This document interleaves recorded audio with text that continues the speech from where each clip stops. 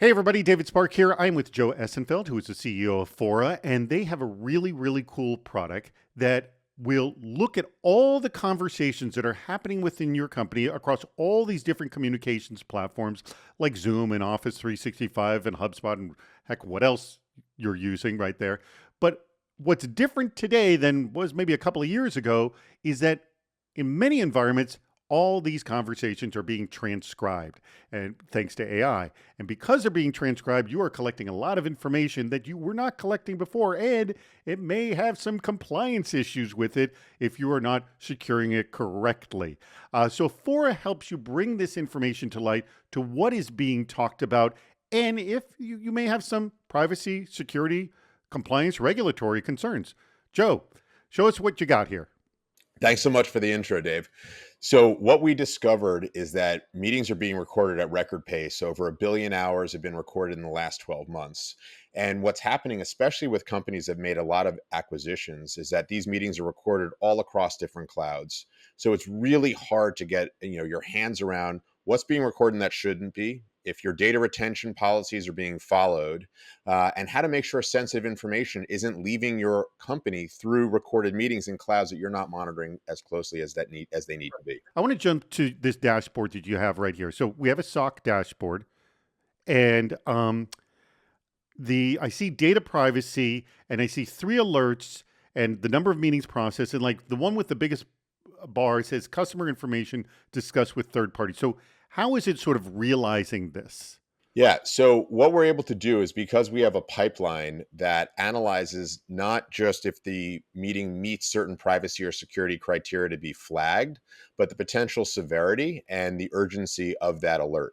So the different bar sizes are showing you, which ones need more intervention, and ones that you should actually follow up and get to the root cause of. And behind all of this alerting is a lot of automation as well. And so let me ask, may I assume that if we click on this, it will take us to some level of details? Yeah, absolutely. So this is also based, as you mentioned earlier, on the integrations with your org chart. So you can open up access to the meetings to everyone in the organization that would be in your, SOC or CISO organization to then see it and inspect, or it can be locked down. So Forum manages all those permissions, but you can go directly into the meetings themselves to see the data, see the transcript, and see what actually caused that flag or that risk to be called out for the meeting itself. And that's really interesting that you have permissions for information collected verbally in the company, where before what we did is we just had permissions for network access, if you will. Correct. And that can be, set at a tenant level. Lots of companies want to make sure, one, that certain people never get recorded.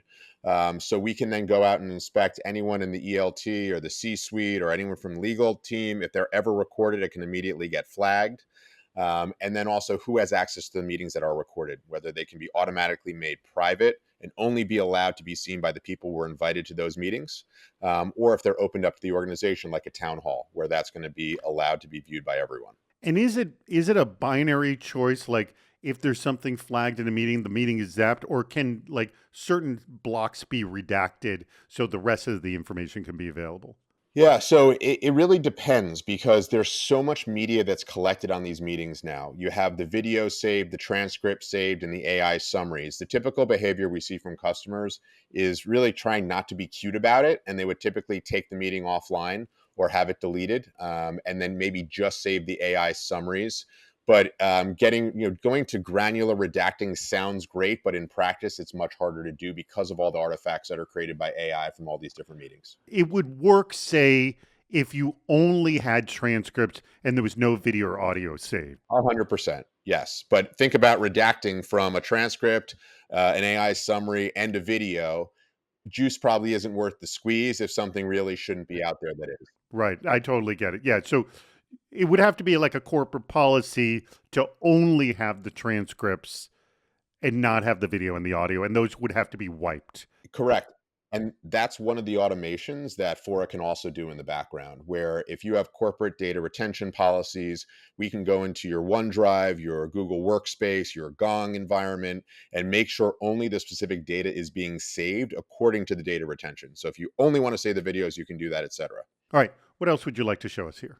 Okay, so Dave, behind the dashboard is really where FORA's intelligence comes through. And this is what I want to show you now. So this is a live view of my own instance of FORA that's taking each meeting on a daily basis, looking at my calendar and all of the different sources across the business. And this is what's available either transparently to the whole organization, where it's doing it via API to the different clouds, or you can log in and actually see the UI behind all the meetings that are actually coming up. So it's like you mentioned, when you click in to get that depth behind the dashboard that we were talking about earlier. Okay, cool. All right. So what can you show us here on the dashboard? Yeah. So first, you're starting to see FORA's intelligence, where it's recognizing all of the people that I met with in a day. It pulls their background information, whether internally from the org chart or from external sources. It then takes my agenda for the day. So earlier today, that was on a sales pipeline call. You can look quickly at what happened and how FORA analyzes this, where it's automatically applying different AI labels. It's summarizing the meeting at different levels. It's extracting topics. It's relating it to global themes across the business. It's checking it, of course, for compliance. Anything Ah, that was discussed that shouldn't have been. So it's really taking high level meeting data and then breaking it down to a granular level of analysis. And it does that to then trigger different automations. So it's not just, again, pulling it from your one cloud, it's pulling it from all different sources across your business. You can see the ones that we use it for internally. do you have an example? Because you showed all neutral. Do you have any that are not neutral to show me something sort of blowing up? Well, I have the example on the dashboard we showed earlier, but luckily we haven't had an actual meeting that's blown up in terms of a compliance standpoint at Fora. We really try to avoid that. But I will show you how we do detect all of this. So you can see, Okay. we're internally using all of these different labels that use both LLM and machine learning to inspect the meeting and then potentially trigger that.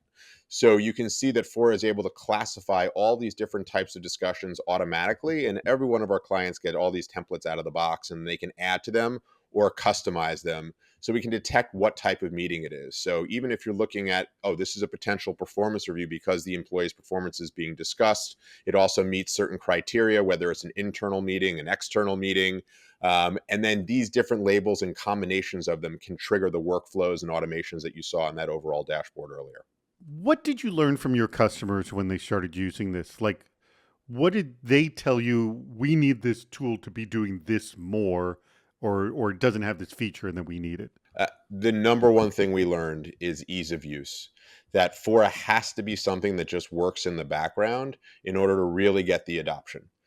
So from when we first launched to now, we've worked so much on making sure the actual experience of using Fora in your organization, one, doesn't feel like surveillance, two, gives insights and value to individuals, but also to the company as a whole.